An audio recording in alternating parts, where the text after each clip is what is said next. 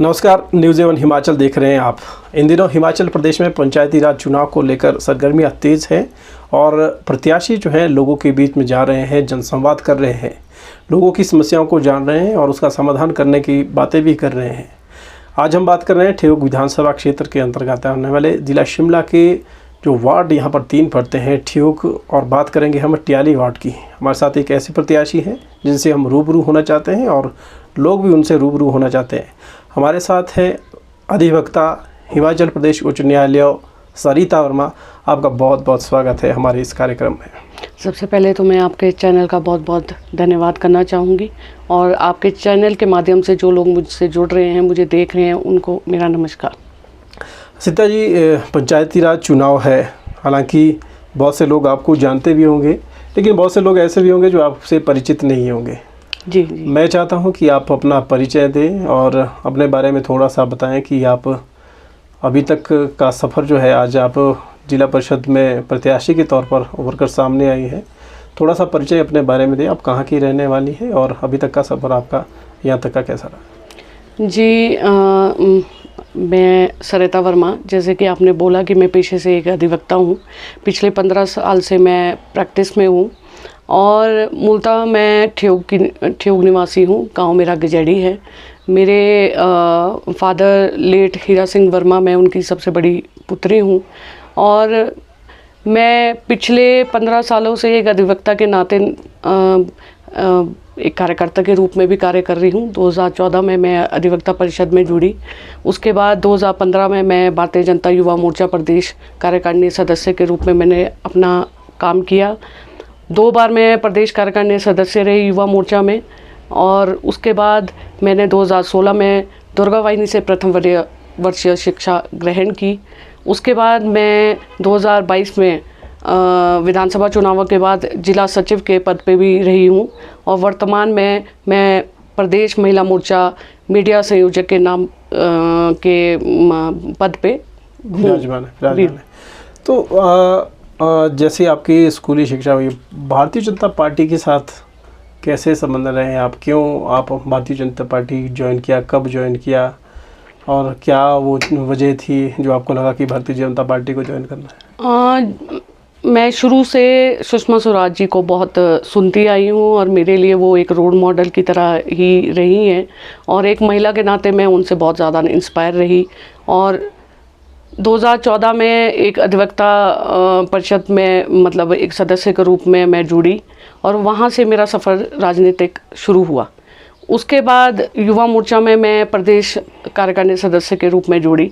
संगठन को जाना, संगठन में काम किया, मोर्चे के साथ काम किया। आपको पता है मोर्चे के कैसे कार्य रहते हैं, झंडे से लेकर नारों तक, डंडे तक हमने काम किया और इसी रूप में कड़ी में मैं फिर आगे बढ़ती रही और भारतीय जनता पार्टी के संगठन में जो कार्य रहते हैं उसके निर्मित मैंने अपनी निष्ठा और पूरी ईमानदारी से कार्य किया और आज तक मैं उसी निष्ठा और ईमानदारी से काम करती आ रही हूँ। तभी आज 2026 में भी मैं वर्तमान में महिला मोर्चा में सोशल मीडिया संयोजक के रूप में प्रदेश के स्तर पर अगर आपको जिम्मेवारी मिली है तो आपका कहना है कि आप धरातल से लेकर बूथ अध्यक्ष से लेकर, मैं पिछली बार 2000 जो हमारे पिछले लोकसभा चुनाव रहे, मैं बूथ अध्यक्ष रही हूँ। मैंने बूथ पे भी अपना मतलब पूरा योगदान दिया।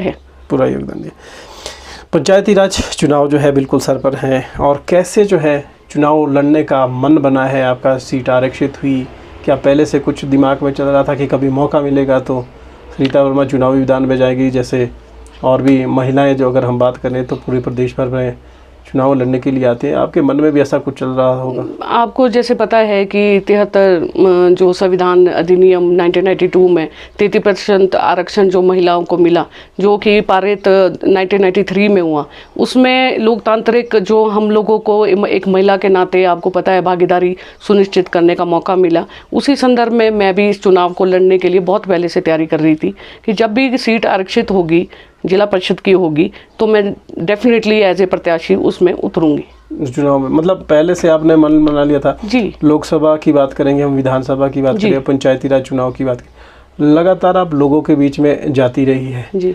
तो अभी ये जो पंचायती राज चुनाव है, हमने देखा है कि हालांकि भारतीय जनता पार्टी है, चाहे कांग्रेस की हम बात करें, जी पंचायती राज चुनाव में इतना ज़्यादा हस्तक्षेप वैसे रहता नहीं है, लेकिन फिर भी कहीं ना कहीं जो है कोशिश की जाती है कि पंचायत स्तर पर भी पार्टी अपनी पकड़ बना सके।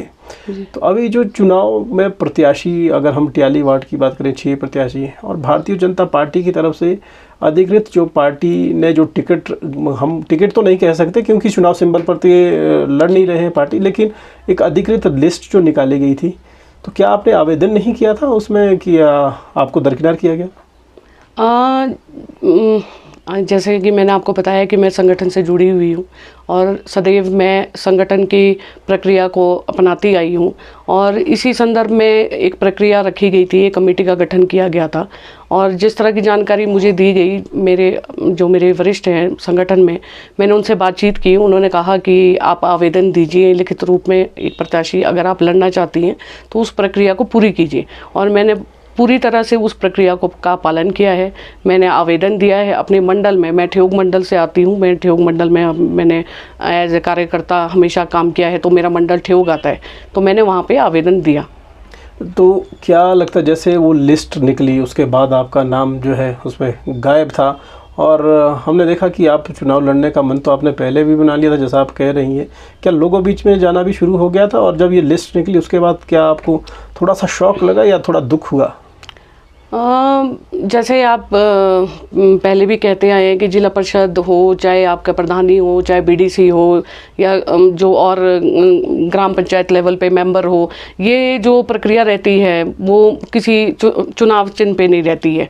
तो उस संदर्भ में ज़रूरी था कि जनता के बीच या मेरी पंचायत के बीच या जो मेरे अपने लोग हैं उनके बीच तो मुझे बात रखनी पड़नी थी, क्योंकि वो लोग पार्टी सिंबल पे मुझे समर्थन नहीं देने वाले हैं। पंचायती राज के इलेक्शन जो भी रहते हैं वो आपके निजी संबंध पे, आपके वर्क मोड पे, वर्क एक्शन पे, या आप समाज में कितना अपना योगदान आज से पहले मैंने दिया उसको देख कर आपको वोट कास्ट करते हैं। तो डेफिनेटली मैंने अपने लोगों से बात की थी और ये जानकारी मैंने संगठन में भी दी थी कि मैंने अपने लोगों से बात की है और उनका मत है कि मैं इस बार चुनाव में एज ए प्रत्याशी आऊँ। ये बात मैंने उनके समक्ष भी रख दी थी। जब ये अधिकृत प्रत्याशियों की सूची आई, क्या उसके बाद आपने कोई अपना बात किसी के सामने रखी या किसी पार्टी के शीर्ष नेताओं ने आपको कोई संपर्क साधने की कोशिश की? जी नहीं, मुझसे अभी तक किसी ने संपर्क नहीं साधा है। और जिस दिन ये लिस्ट निकली तो थोड़ा सा मेरे लिए भी ये थोड़ा आश्चर्यजनक था, क्योंकि जिस प्रत्याशी को उन्होंने अधिकृत किया है वो कुसुमटी विधानसभा में, पहले जो मैं थोड़ा सा इसको थोड़ा सा इलेबरेट करके आपको बताना चाहूँगी। हमारी पिछले जो पंचायती राज चुनाव रहे हैं उसमें जो हमारी जिला परिषद वार्ड रहा है वो देवरी घाट रहा है और उसमें 17 पंचायतें आती हैं जो हमारी विधानसभा में आती हैं। 6 पंचायतें जो अब जुड़ी है, जो कि टियाली वार्ड से आई है, वो 6 पंचायतें कुसुमटी विधानसभा में आती हैं और उसका सिर्फ जिला परिषद तक ही मतलब रोल है। उसका आगामी चुनाव जो हमारी विधानसभा, आपको पता है आगामी चुनाव हमारे विधानसभा है, तो उसमें मुझे नहीं लगता है कोई रोल नहीं, कोई रहेगा नहीं। इसमें साफ तौर पर दिख रहा है कि अगर 23 पंचायतें हैं, 17 जो है ठेयोग विधानसभा क्षेत्र की आती है, तो ठेयोग विधानसभा क्षेत्र को यहाँ पर जो है दरकिनार करने की पार्टी ने कोशिश। क्या जो उच्च नेता है उन्होंने इस बात की संभावना कभी जताई? हालांकि इसका जवाब आपके पास नहीं हो सकता, लेकिन फिर भी मन में एक सवाल है कि क्या इसी वजह से आप चुनावी मैदान में उतरे हैं कि लोगों ने आपको कहा है कि 17 क्षेत्र जो हमारी पंचायत है उसको दरकिनार किया गया है और आने वाले समय में जैसे लोगों के बीच में आप लगातार जा रही थी? जैसे कि मैंने आपको बताया कि मैं विभिन्न मंडल से ही हमारी जो पदों की प्रक्रिया रहती है कि मैं ठेयोग मंडल को रिप्रेजेंट करती हूँ, तभी चाहे मैं प्रदेश में कार्य कर रही हूँ लेकिन मेरा मंडल ठेयोग है। तो जितने भी पिछले चुनाव रहे हमारा सारा संघर्ष अपने विधानसभा में रहा, चाहे वो पंचायती राज रहा, चाहे वो विधानसभा का चुनाव रहे, चाहे वो लोकसभा के चुनाव रहे, वो जितना भी हमारा एक पार्टी की गतिविधि और जितनी भी जिम्मेवारियाँ थी वो हमारे अपने विधानसभा क्षेत्र की रही। तो जिस दिन ये अधिकृत लिस्ट निकली और मेरी जानकारी में आया कि वो अधिकृत जो बहन है मेरी वो कुसुमटी को रिप्रेजेंट करती है, तो जिन लोगों के बीच मैं जा रही थी, जिन लोगों से मैं संपर्क कर रही थी, जिन लोगों को मैं ये बोल रही थी कि मैं भी एक प्रत्याशी के रूप में अब आप लोगों के बीच आना चाह रही हूँ, क्योंकि मैं उनका मन पर मतलब जो उनका मन था वो पहले से तय था कि मैं चुनावी इस मैदान में जाना है और आपको जाना है। तो उन्होंने पहले ही मुझे बोल दिया था कि आप लोग, हमारा मन है कि आप यहाँ से आएँ, ठियोग से आएँ, क्योंकि मैं मतलब संकेत तो आपको मिल गए थे, अगर आरक्षित होगी तो आपके भारतीय जनता पार्टी वो मंडल के हैं चाहे जो भी है, बातचीत का दौर तो लगा रहा होगा और इसी वजह से आपने आगे जाने की कोशिश की। मेरे अपने लोगों ने मुझे कहा कि आपको ये चुनाव लड़ना है और मैं अपने लोगों को निराश नहीं कर सकती। निराश नहीं कर सकती, मतलब अभी 6 प्रत्याशी आपके सामने हैं जी। वो भारतीय जनता पार्टी की बात करें चाहे अन्य दलों की, कांग्रेस की बात करें, तो बड़े दिग्गजों के साथ अभी आपका सामना होने जा रहा है। तो क्या पार्टी से दूर होकर थोड़ा सा असहज महसूस कर रही हैं आपकी, आपने इतनी डेडिकेशन के साथ काम करा और आज आपको जब खुद ज़रूरत पड़ी तब थोड़ा सा किनारा पार्टी ने किया है कि लोगों का समर्थन मिल रहा है, क्या देख रही है कि मौजूदा दौर पर कांग्रेस की सरकार भी चल रही है, वो पूरी कोशिश करेगी?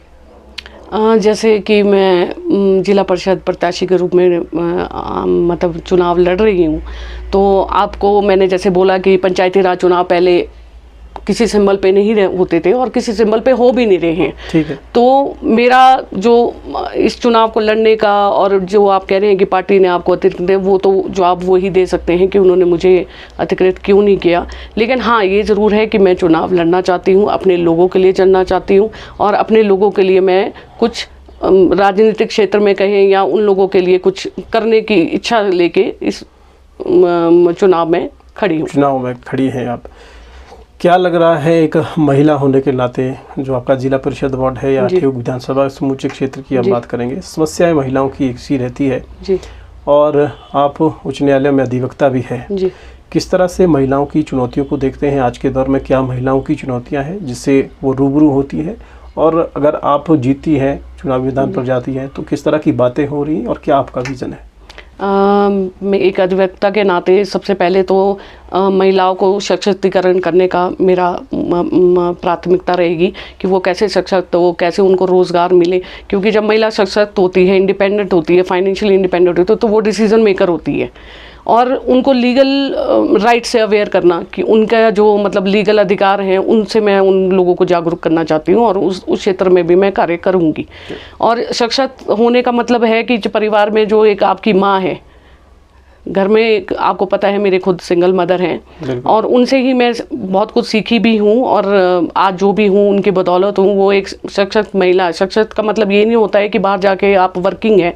सशक्त का मतलब है कि अगर एक गृहिणी जो पूरे परिवार को मतलब बांध के रखती हैं दिन भर, मतलब पूरा बिल्कुल बिल्कुल बिल्कुल, और उनको उतनी मतलब वेल एजुकेशन प्रोवाइड करना है ना, ताकि उनको अवेयर रहे कि मतलब वो अपनी सामाजिक गतिविधियों में अपना एक रोल अदा कर सके। बिल्कुल बिल्कुल। डिसीजन, मेरा सबसे पहला पॉइंट है डिसीजन मेकर। डिसीजन मेकर वो तभी होती है जब वो वेल एजुकेटेड होती है। वो अपना आज जो मेरी परिस्थितियां हैं वो इसी वजह से है। मतलब आपने जो चुनाव लड़ने का फैसला आया, बहुत सा प्रेशर भी रहा होगा बड़े नेताओं के। हम पुरुषों की बात करें कि एक अकेली लड़की कैसे चुनाव मैदान पर जा सकती है, तो ये आपकी अपनी मजबूती होगी। चाहे पार्टी लाइन के साथ आपने काम किया है, वहाँ से भी कुछ आपको सीखने को मिला होगा। तभी मैं कह रही हूँ कि एक अधिवक्ता के नाते मेरा जो सबसे पहली प्राथमिकता रहेगी वो महिला सशक्त रहेगी कि उनको कैसे सशक्त किया जाए, इंडिपेंडेंट किया जाए, रोज़गार मिले और उनको कितनी मतलब लीगल अवेयरनेस अपने राइट को लेकर है, वो मेरी प्राथमिकता रही। सेकेंडली मेरी युवाओं की तरफ भी रहेगी प्राथमिकता कि वो नशे से दूर रहें। वो जागरूकता भी मेरी मतलब एक पर्सनल उससे है कि मैं उस संदर्भ में भी कुछ अपना योगदान और मतलब एक जागरूकता। हम देख रहे हैं कि अधिकतर युवा जो है नशे में जा रहे हैं, और वो शिक्षा की बात करें, हम खेलों की बात करें, तो एक नशे का बड़ा दुष्प्रभाव है और इस विषय में चिंता का विषय है कि हमारी आने वाली पीढ़ी जो है नशे के खिलाफ जो है हम लोगों को आगे चलना होगा। तो ये भी आपका एजेंडा रहने वाला है। अगर हम अब टियाली वार्ड की बात करेंगे, 23 पंचायतें हैं, 17 ठियोग विधानसभा क्षेत्र की है जी, और 6 सुमटी की है जी।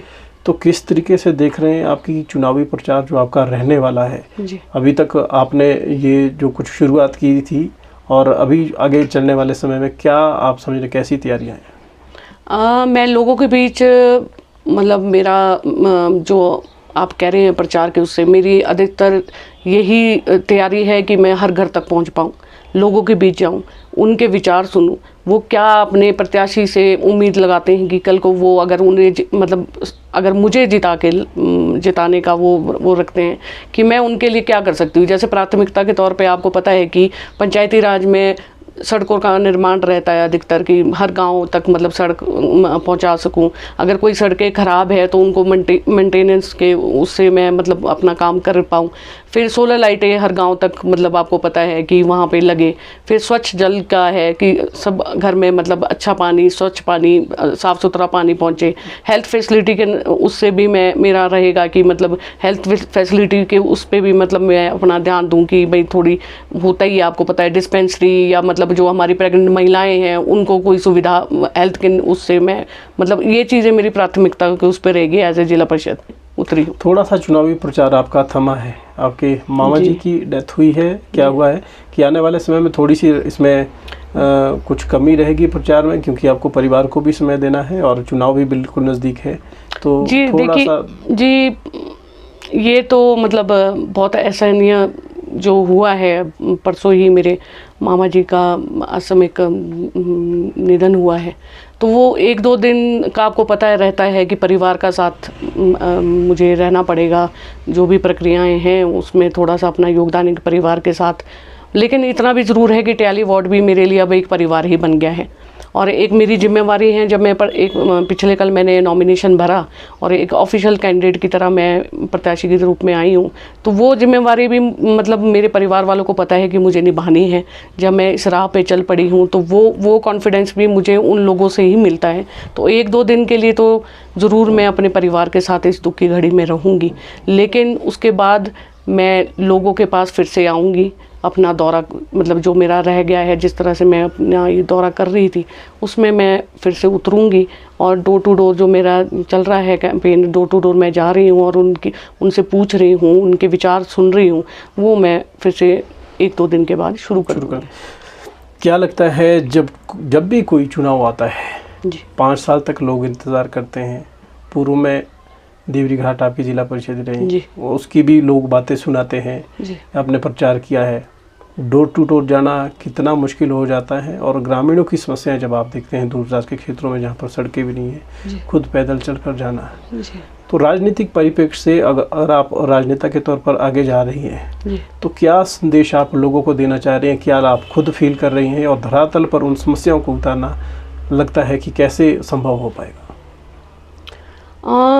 आपने बहुत अच्छा प्रश्न किया कि आजकल मैं जैसे डोर टू डोर जा रही हूँ और कुछ चीज़ों से मैं खुद भी अब परिचित हो रही हूँ कि क्या क्या दिक्कतें उनको आती होगी, खासकर रोड जो आपने कहा। तो हर घर तक आपको पता है पहाड़ी क्षेत्र हैं और किस तरह की मतलब दिक्कतें, अभी पीछे जैसे बारिश हुई थी 2-4-5 दिन पहले, तो बड़ी दिक्कतें हमें भी झेलनी पड़ी, तो एक आम जनमानस को तो कितनी झेलनी पड़ती होगी। तो ये प्रैक्टिकल चीज़ें हैं जो मैं खुद भी डोर टू डोर जाके मतलब महसूस कर पा रही हूँ और प्रैक्टिकल ये चीज़ें देख रही हूँ। तो मेरा आगामी जो भी रहेगा चुनाव का, तो मैं इसीलिए लोगों तक पहुँचना चाह रही हूँ कि पहले मैं वो चीज़ों को खुद प्रैक्टिकली ऑब्जर्व करूँ कि जो गांव में जो लोग खुद चीज़ें झेल रहे हैं, क्योंकि एक वास्तविक तौर पे एक नेता की तौर पे मैं इन चीज़ों को सिर्फ ये नहीं देखना चाह रही कि मैंने नेता बनना है, पहले मैंने उन चीज़ों को महसूस करना है कि कितनी डिफ़िकल्टीज़ आ रही हैं, कहाँ पे कौन सी सुविधा नहीं पहुंच पाई है और अगर वो पहुंच पाएगी तो वहाँ पे किस तरह का मतलब आगामी माहौल रहेगा गांव का। अगर वो वहाँ पे जुड़ेंगे तो वहाँ के जो लोग रह रहे हैं वो और ज़्यादा मतलब डेवलप हो पाएंगे। वो पहले मैं प्रैक्टिकल खुद ऑब्जर्व करना चाह रही हूँ डोर टू डोर जाके। उसके बाद ही ये तय होगा कि मैं मतलब आने वाले मतलब जो उनका विश्वास है उस पर कितनी खरी उतर पाऊँ। जी, केंद्र सरकार द्वारा, प्रदेश सरकार द्वारा विभिन्न योजनाएं जो है लोगों के जनहित में चलाई जाती है और कई बार पार्टी लाइन से हटकर भी लोगों के साथ खड़े होना पड़ता है। क्या सरिता वर्मा इन सब बातों पर टिकती है कि कहीं ऐसा तो नहीं है कि पार्टी लाइन, हालांकि अभी तो हम बात नहीं करें, पर आने वाले समय में कई बार कुछ चीज़ें ऐसी हो जाती है कि आपको जनता के साथ भी खड़ा रहना है और जिसके साथ आप आगे जुड़े हैं उनको भी दरकिनार करें, तो कैसे तालमेल बैठाना क्या संभव हो पाएगा? अभी तो मैं जनता के साथ ही खड़ी हूँ और आगे भी मैं जनता के साथ ही खड़ी रहूँगी। ऐसा नहीं है जैसे आपने कहा कि योजनाओं के उससे और वर्तमान सरकार और जिस पार्टी में जुड़ी, मैं डेफिनेटली पूरा तालमेल मिला के मतलब चलने में विश्वास रखती हूँ और जनता के लिए अगर मुझे वर्तमान सरकार के आगे भी मतलब जाना पड़े तो मैं डेफिनेटली जाऊँगी। डेफिनेटली। हाँ जी। आपने चुनाव लड़ने का फैसला ले लिया जी, और दूसरी तरफ से कांग्रेस और बीजेपी भी पूरी कोशिश करेगी। जी। कहीं ऐसा तो ना हो कि सरिता वर्मा को पार्टी लाइन से हटकर कहीं निष्कासन देखना पड़े या कोई इस तरह की बातें उभर कर सामने आए। क्या सरिता वर्मा तैयार है उन सब बातों के लिए, उन सब चीज़ों के लिए कि अगर लड़ना है जनता के साथ या कुछ ऐसी परिस्थिति अगर बनती है?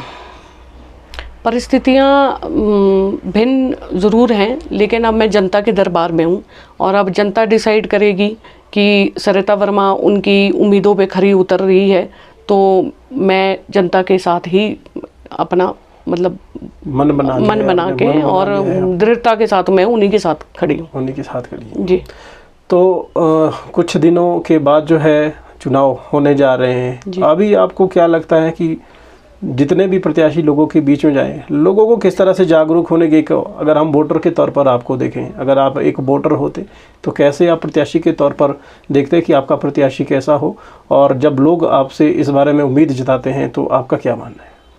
मेरा ये मानना है कि जितना मैं अभी तक जान पाई हूँ अपने प्रचार के दौरान कि वो व्यक्ति को देखना चाह रहे हैं कि कौन व्यक्ति उनकी मतलब जो मतलब डेवलपमेंट को लेके मतलब सोच पाए या सरकार में उनकी बात को उठा पाए, मतलब वो उसी व्यक्ति को मतलब देखना चाह रहे हैं। इस टाइम कोई भी मतलब जो वोटर है या जो जनता है ये नहीं देख रहा है कि ये कांग्रेस से है, ये बीजेपी से है या कोई किसी और दल से है। जनता सिर्फ ये देख रही है कि कौन उनकी बात को सरकार के समक्ष प्रबलता के साथ उठा सके, और मेरा ये मानना है कि जनता उसी को ही चुन के आगे एक जिला परिषद प्रत्याशी के रूप में जीत के भेजेगी। तो ये थी हमारे साथ सरिता वर्मा जी। आपका बहुत बहुत धन्यवाद इन सब बातों के लिए। आने वाले समय में चुनाव प्रचार और ज़्यादा ज़ोर से चलेगा और इस चुनावी प्रचार के बीच में जो भी प्रत्याशी है उनको लेकर हम आपके बीच में आते रहेंगे। और हमारा भी आपसे यही निवेदन है कि जो भी प्रत्याशी आपके बीच में आता है उन्हें देखें, परखें, जानें और उसके बाद ही अपना वोट दें, क्योंकि ये 5 साल का समय जो होता है, आप देखते हैं कि 5 साल के लिए अपने नेता को आप चुनते हैं। वो नेता किसी पार्टी का हो, किसी समुदाय का हो, लेकिन सबसे ज़्यादा अहम हो जाता है क्षेत्र का विकास, आपके मुद्दे। उन मुद्दों के ऊपर आप बातचीत करिए ताकि आने वाले समय में आपको ना लगे जिसको आपने चुना है वो आपकी बातों को, आपके मुद्दों को दरकिनार कर रहा है। क्योंकि 5 साल अगर आप पिछड़ जाएंगे तो आसपास के जो क्षेत्र है वो डेवलप हो जाएंगे और आप जो है कहीं ना कहीं अपने आप को ठगा सा महसूस करेंगे। फिर किसी अन्य नए प्रत्याशी के साथ हम आपके बीच में आएंगे। हमारे साथ जुड़ने के लिए आपका बहुत बहुत धन्यवाद। सरिता जी, आपका बहुत बहुत धन्यवाद। नमस्कार।